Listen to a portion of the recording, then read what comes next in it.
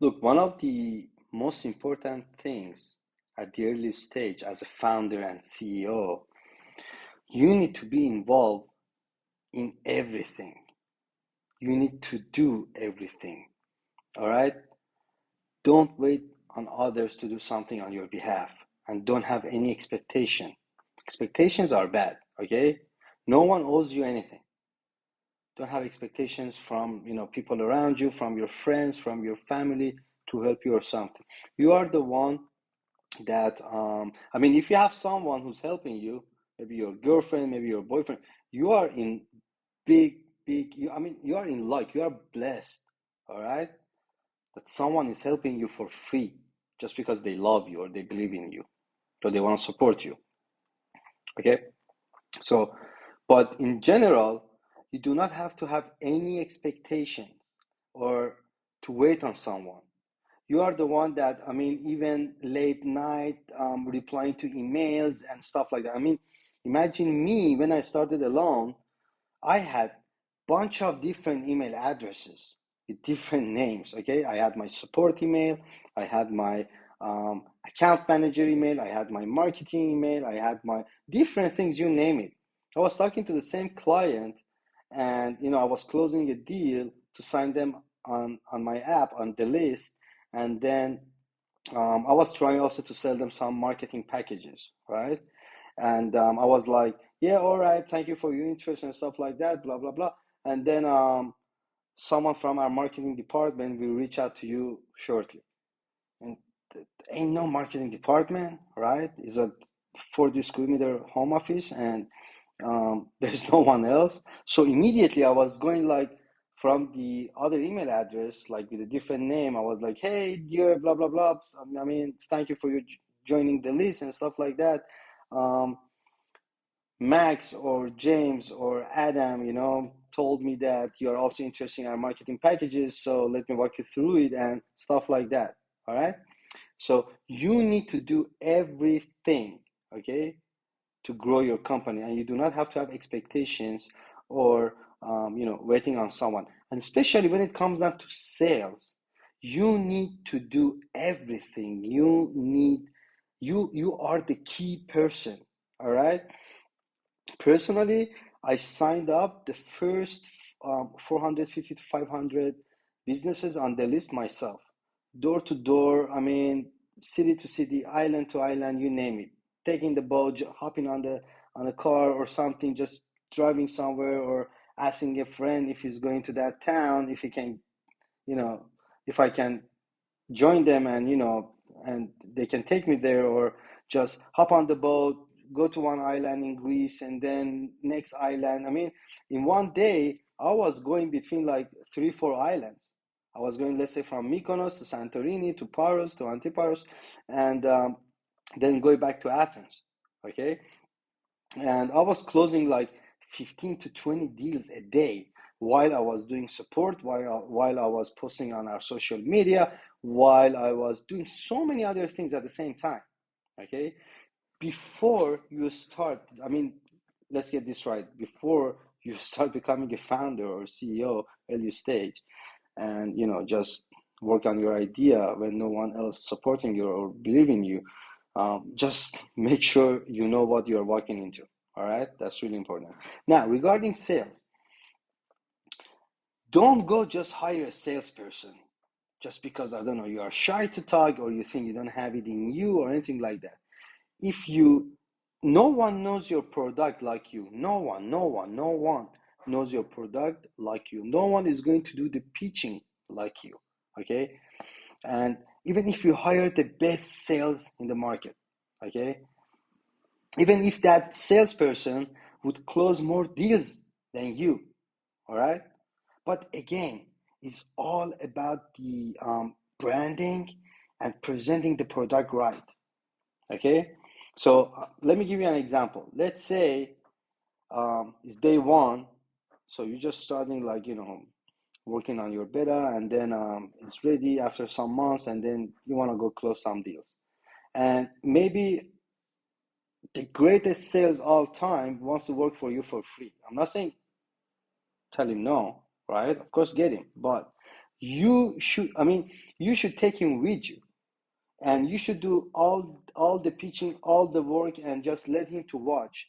You represent your brand. You are the face of the company. Okay, no one knows your product like you.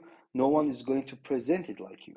So it is super important. Like the first relation you are making with your early clients, which they are the most important clients, that they can grow your company or they can shut down your company, or creating good word of mouth or bad word of mouth for your product and for your services. Okay, so it is super important and crucial to do the sales on your own without hiring anyone, or if you are hiring, just taking them with you. You do at least the first 20 to 50 to 100 deals and just let them watch. And then when they are ready to go and you think they know everything, go with them. Don't just let them, to the open sea and, okay, you know the product, here you are, go sell it, close deals, and they're gonna bring you deals, and then you're happy. And after some time, you're gonna see your churn rate, or you're gonna see like um, some clients that they are, leaving your product and they wanna, stop the partnership. And when you reach out to them, you understand that the deal wasn't closed the way that it's supposed to be, that it should be, right? So your salesperson said something else that maybe he should not, or maybe he talked about some future features that he should not talk about them, all right? Or give them hope or something. When you are struggling with development and developers and things like that, and you don't know what's going to happen in the next 2, 3, 4 to, I don't know, to 6 months, right? So when they are ready to go, then you need to be with them in every meeting they are taking, and just watching them, and see how they're doing. If they're doing anything that you think is not right, or is not representing the brand or what you're doing in a way it should be, after the meeting, you tell them immediately, hey, you did good, but this one, at that part you didn't do good. Next time I want you to say this instead of that. And that's how you need to be involved in your sales process. Okay, if you are not doing sales earlier stage, I have no idea what the fuck you are doing with your business, and good luck with it. And another super important thing is support, is customers.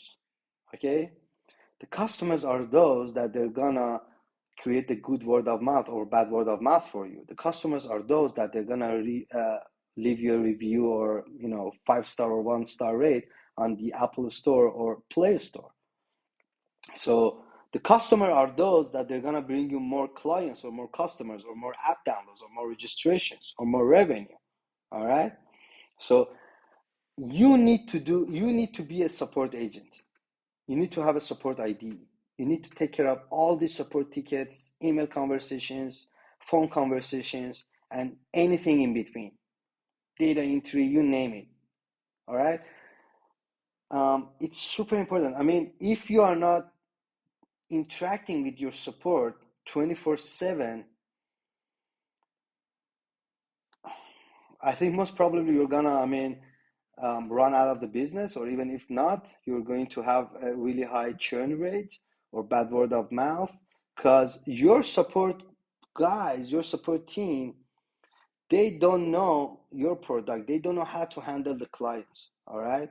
As much as you teach them or onboard them, you need to be a support agent, period. All right. I'm not talking about just, hey, take a look at on your support mailbox or the ticket, see some complaints, some good stuff, and then talk to your support team. Hey, this is what you need to do, and next time don't do that, and just have an overview. I'm talking about to be an actual support agent while you are also a salesperson, while you are also CEO, while you are also CEO, while you are also a social media manager, while you are also involved with your development team, and anything in between, from A to Z, anything in between. You need to be, imagine like you need to have like maybe, I don't know, 10, 20 person just like you doing the same. Imagine like a football team that like 11 players are you, from goalkeeper to defenders to midfielders to strikers, even on the bench and everything, coach, whatever. Okay, everything is you. So Support is really important. I mean, I have seen some of the founders or some of the earlier stage startups. They don't take support that seriously. They just try to get away with it. Yeah, all right, happens. We fucked up. Yeah, okay. Um, yeah, I mean, one time, two times, three times. Hey, yo, at the end, you're gonna have a real bad word of mouth, and you can never, ever wash out a bad word of mouth. It will never happen. No matter how much you're going to spend on marketing, no matter what marketing strategies you are doing, if you have bad word of mouth in the market, doesn't matter if it's B2B side or B2C side, you will always carry that with you. And you can never ever clean it up. Now it doesn't matter if it's a angry client, if it's a client who's stuck in nonsense, if are those kind of greedy users, like just trying to find issues and get um, a free voucher or something. Do you know how many free vouchers we gave away? I mean, at some point, I was just giving like free vouchers to any users that they were making any kind of complaints. Not even big companies that are doing that. Okay, let's say I was using DoorDash. I was using Uber Eats. I was using like some other like some of the biggest European. I mean, I'm talking about DoorDash, Uber Eats, like in America, but in Europe, when I'm in Europe, I was using some of the like biggest European, let's say Wolt delivery apps, right? So sometimes they fuck up your order. Sometimes you're waiting, the food is not arriving, you're starving and all that, and then I mean, once I give you an example. One time I ordered a chicken with rice, and then it was like 10 euros. And then after like 20 minutes, they called me, hey, sorry, sir, yeah, the restaurant is closed, and you're going to receive your refund in 3 to 5 days. And since I was doing support and as a solo founder, just being in love with my idea and trying to test different things, I start acting like that, I mean, asshole user, right? I was like, hey, I don't care. And I don't know why these balloons are popping up, because I did my finger like that. So anyway, so I was like, hey, I don't care. And it was like Saturday night. So I was like, I don't care. I need my money back right now. I don't have any.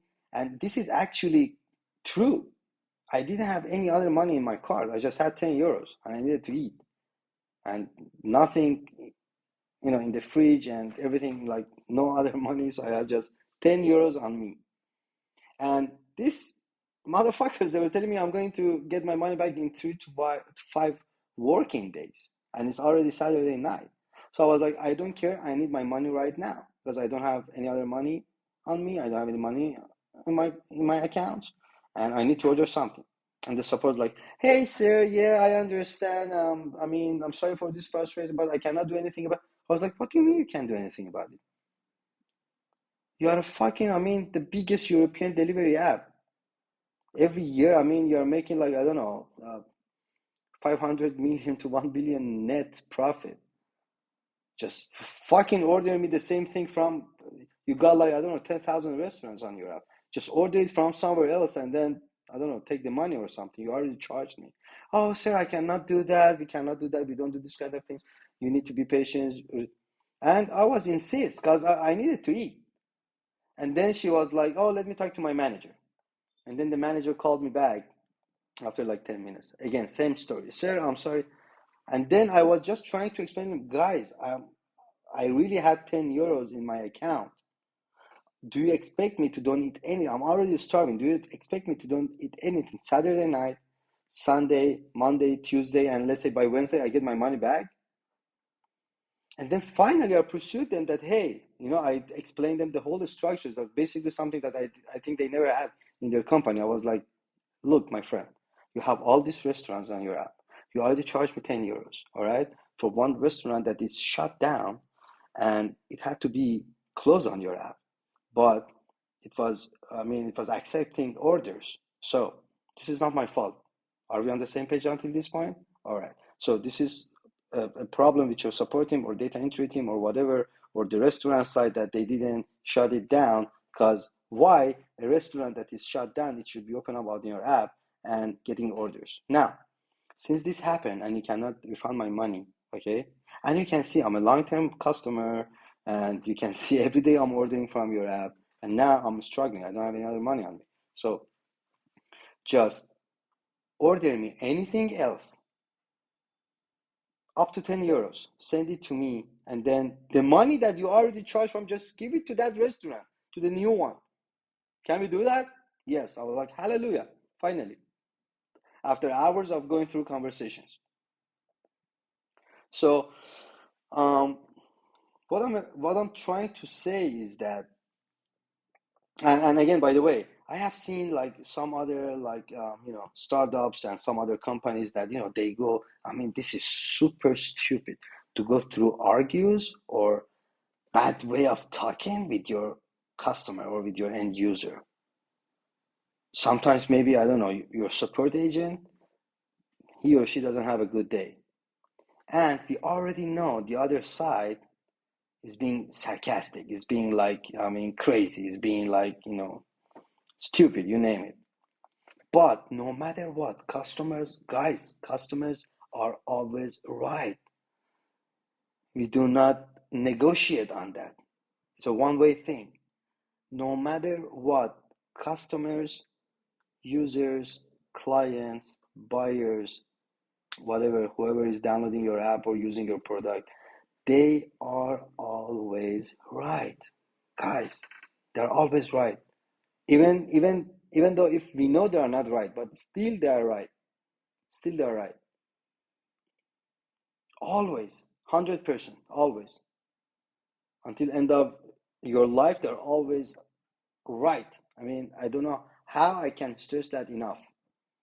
Okay? So imagine early stage.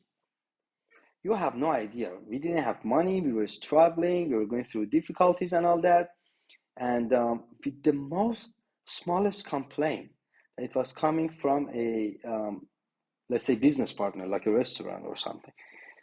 I was like, all right, fine. I mean, we're not going to charge them this month, nothing, everything. I mean, maybe one reservation went wrong out of 200 reservations. So let's say the invoice of that restaurant, maybe it was like 200 euros or I don't know, $100 at the end of the month.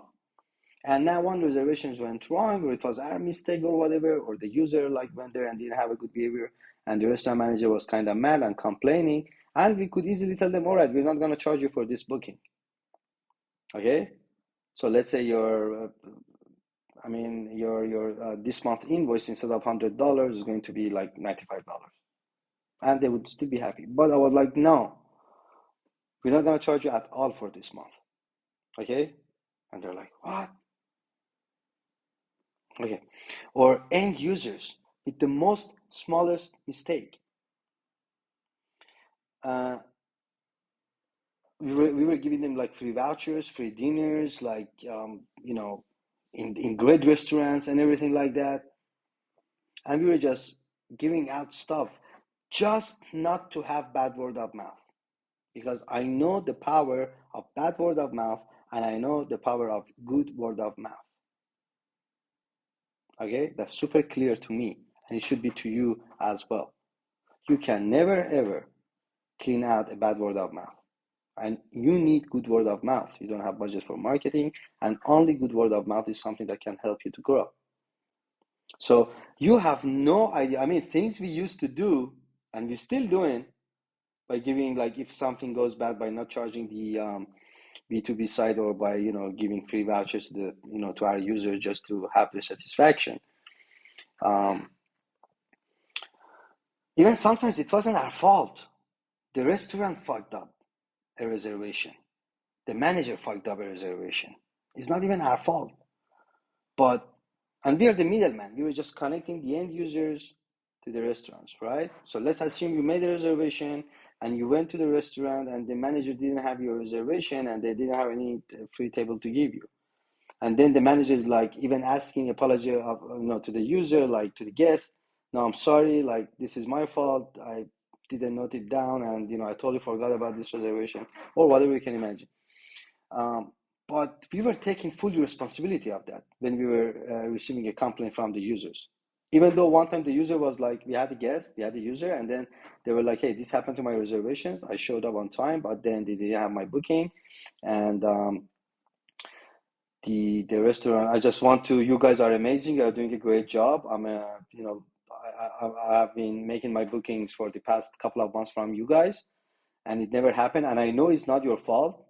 And I've been following you guys. I know you guys are a startup, and I just want to let you know this happened. So maybe you want to take actions on your partners. And we thank him for giving us this feedback. And we gave him in the same restaurant or any other restaurant on his choice free dinner or lunch because the reservation was for two. And their initial booking was like 30 euros per person, so 60 euros total. We gave them like 50 euros per person for 100, or sometimes 100 euros per person, depending on the situations or the place, right? So that's how important you need to take the bad word of mouth. No matter what you have to do, even if you have to go personally out of the house of your client and ask for forgiveness, you need to do that. Okay?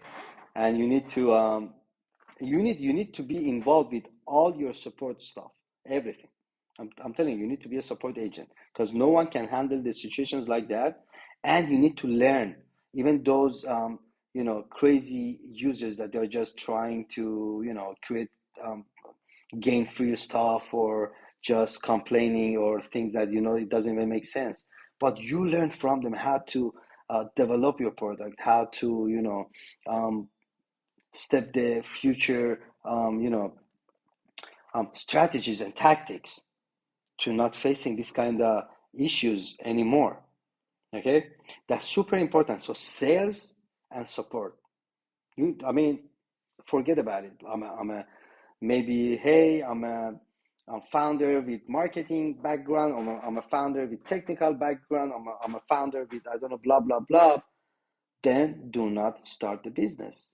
If you do not want to do sales, if you do not want to do support, do something else. Okay? This work is not for you. You need to do sales, you need to do support besides anything else that you're doing. All right? And one of the other important thing, stop having your own office at the early stage. You need to sit on the same desk with your team members.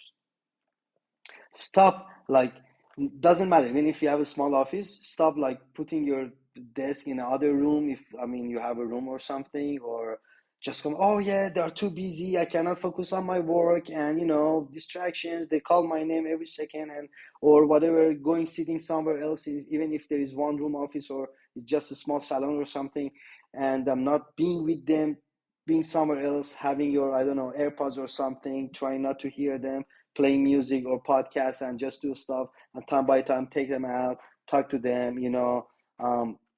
mute the surrounding sounds and stuff like that. Forget about it. You need to sit with them 24/7, babysitting. That's how it goes. You need to be involved in everything. You need to hear out everything. You need to take actions on everything. You need to say the first word, the last word, and everything earlier stage. Talking about day one until the first year, second year, and so on. All right. You need to be involved in everything, at least until, even if you have a 20 size team member, you need still to sit with them every day on the same table next to them, so you can hear everything, you can talk everything, you can transfer knowledge, you can teach them. It's really important. That's what is shaping your brand. It's super important, right? So stop having a separate room, stop sitting elsewhere, stop like muting the surrounding area. You need to be involved. You need to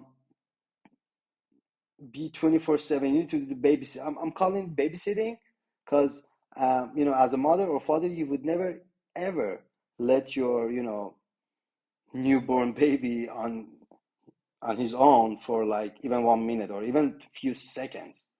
Like here, like, the baby just born, and then let's say you're coming home, and then it's next day or next month or next year, and then you're gonna let the baby alone for a few seconds on the couch or something, and hey, maybe the baby roll over and, I don't know, hit his head, or maybe, I don't know, the baby put his finger into the priest or something, or there's so many things can happen, right? So you never let them until they become not even 5 years old. If you can afford it, for sure you're going to have a nanny. If not, you're 24/7 with them. If not, you're going to have maybe your mom or your brother or sister or dad at home, whatever, someone that can help you watching the kid. Okay? So imagine you do that with your kid until they're like 7, 8 years old, until they go to school, right? So that's how exactly when you're founding a company, okay, from scratch.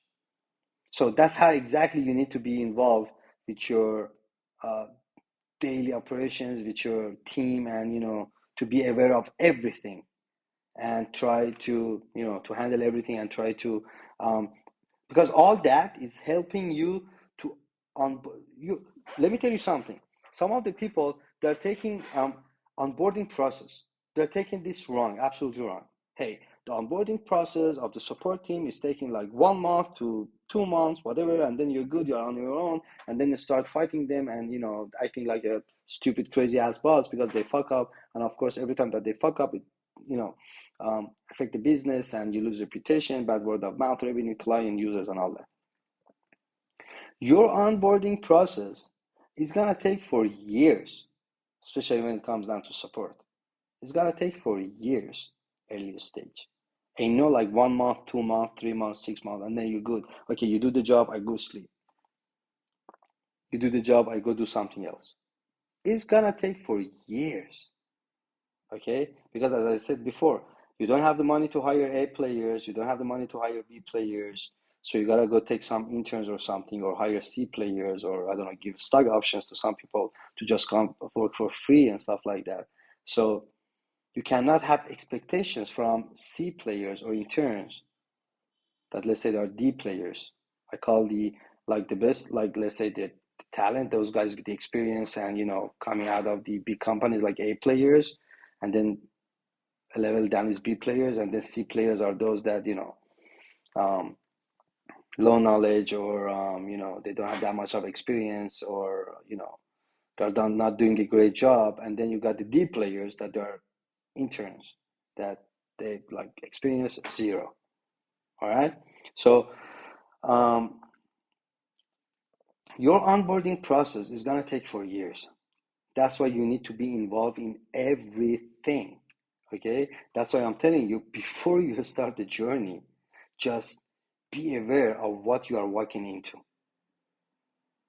If you're only after money, do something else. There are much more jobs and opportunities and ideas that you can make lots of money, get rich quickly, and not going through lots of pain and headaches and psychological issues, like startups and founding tech companies and products like B2B, B2C, and stuff like that. There's so many things going on. So you need to be involved with everything. Stop sitting on the side, and you need to do the sales, you need to do the support, you need to be with your team 24/7, you need to do the babysitting. And one of the other important things in the when you're doing your sales, you need to, it's really important. You need to do a really sweet and nice and smart and reasonable storytelling. That's the most important thing. Don't just show up, hey, this is the product, this is what we do, and try to get money. No one is gonna give you shit, especially early stage, especially if you're doing something. I mean, no matter what you're doing, there are lots of other products out there that are doing the same thing. Well, okay, guys, we're living in 2025. Okay, it's not, I don't know, 1944 or 19, I don't know, 68 or 74. It's not like the dot-com bubble. It's not the Yahoo age or things like that. It's not the Facebook age, that, or MySpace, or I don't know, High Five, or Orchid and things like that, that you are the only one that they are doing this. No, whatever you are doing, even if you want to do space tourism or whatever it is out there, the AI or whatever, there are thousands of company out there from any kind of sizes, day one or I don't know to unicorns or whatever, that they are already doing it. So why the fuck someone should come pay you that you have no traction, you have no revenue, you have no users, you have nothing? I mean, imagine the first client that you want to onboard, the first deal that you want to sign. Give me one reason why the fuck they should work with you and not someone else. Even let's say you created, I mean, let's forget for 1 second, let's forget about startups and products and B2B2C side and all that and tech and mobile apps and whatever. Let's say you created a makeup company or I don't know, a mineral water or wine or anything, I don't know, shoes or whatever, caps, hat, anything. Why the fuck they should come pay you to buy your bottle of vodka or something or wine or champagne? Why? Why? When there are so many other products out there, like big brands, and anything like that. Why the fuck they should come pay you? So your only chance to close the deals is to do an amazing storytelling while you should not sell. You have nothing to sell. You have nothing to sell. No one is gonna buy you. No one is gonna pay you. No one is gonna get your fucking crappy product. Okay? And don't come up with your ego or get drama when you go to your first meetings and they're gonna, you're gonna feel, I don't know, you got bullied or, shit like that. Because it's gonna happen. Because you have a crappy product. You need to be aware of that. You think your product is the greatest of all time. Okay? You think you are the Elon Musk of the industry. You think you made the, I don't know, the Tesla or SpaceX of the industry. But hey, in reality, you made a piece of shit. Okay? So don't expect anyone to pay you. That's why the only way that you can sell is not actually by selling, by saying a really beautiful and inspiring and catchy storytelling. How it happened, why it happened, something about you. You are the face of the company. Don't forget that. You are the one that they're gonna pay for, not your shitty product. So it's really important why and how it's all got started, all right? And how it can help them. And of course, you're not gonna get paid. You're gonna go on a free mode and just give them trial and see how it goes. And even if you start like that, they're gonna love the free trial, and then still they might not see that much value in it. So it's early stage is really hard to get the money. It's an it's an art to get the money from someone early stage. All right. So storytelling is the only thing that can help you, that can inspire them. All right. To why they should try your product. Because it's not just about, hey, it's for free. Come use it. What the fuck you have to lose? I mean, don't be an asshole. I'm giving it to you for free. It's gonna consume time on them. Okay. It's gonna suck out their energy to explore your tool, whatever it is, or to be in touch with your team and whatever, sharing information, even signing the fucking agreement. Let's start with that. Let's assume everything is super adamant. Let's assume you have created the most amazing product on the planet and they don't need to do anything, and it's a super powerful AI or something out there, and it's gonna do everything for them. Okay, and it's gonna make them super fucking rich, and they do not need to even click a button or something, and everything is like super automated. They do not need to integrate nothing. I mean, you're gonna just give them something magical, and that's it. That magical thing. I mean, from, let's say, um, you just tap something on your laptop, and from that day they have that service, which they don't even need to take care of it, and they're just gonna make money. Okay, let's assume this fairy tale scenario. Still, they need to sign an agreement with you, right? Through DocuSign or whatever, or hard copy. So even that is going to, like, the other side is going to be like, hey, I mean, this guy doesn't even have a client, no user, nothing. And I need to go through like 3-4 pages or even one page or have a page of contract and sign and stamp and share my VAT number and whatever and taxation. This is commitment. So, hey, yeah, let me my lawyer read it. Good luck. They're bailing on you. Their lawyer is gonna read it. They're gonna change some. Oh no, change this, change that, change this, change that.